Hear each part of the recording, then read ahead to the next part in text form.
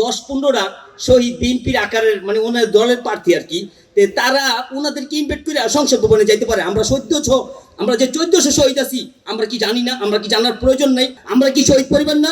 আমরা কি শহীদের ভাই না? আমরা কি জানার অধিকার নাই যে 10-12টা বিএনপির প্রার্থী হয়েছে বিদায় ওনার এই সংসদে থাকবে, আমরা থাকতে পারবো না? আমি শহীদ আব্দুল রাকিবের ভাই মোহাম্মদ আমিন 5ই আগস্ট যাত্রাবাড়ি থানায় খুব নৃশংসভাবে পুলিশের গুলিতে আমার ভাইকেও গুলি করে মারা হয় আর কি। ওর একটা গুলি যথেষ্ট আর কি, অনেক বড় একটা গুলি ছিল যা বুকের এইখানটা ঢুকিয়া পিছন দিয়ে এত বড় একটা ক্ষত হইয়া বাইরে হয় আর কি। আমি সরকারের কাছে একটু কি বলবো যে বর্তমান যেই আপনার 1400 শহীদ আছে তার ভিতরে 10-15টা শহীদ বিএনপির আকারের মানে ওনার দলের প্রার্থী আর কি, তারা ওনাদেরকে ইনভাইট করে সংসদ ভবনে যাইতে পারে।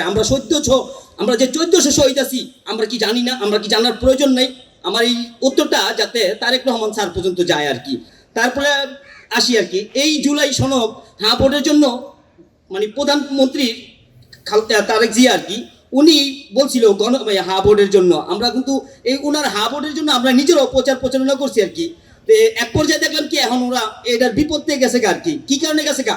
ওনার ব্যাখ্যা দিতে এই বাংলাদেশের 18 কোটি মানুষ যে গণভোটে এবং হা ভোটে জয়যুক্ত করছে, আজকে কিভাবে উনি এই জিনিসটার প্রতারিত করতে চায়, মানে এটা আমরা ওনার কাছে জানতে চাই আর কি।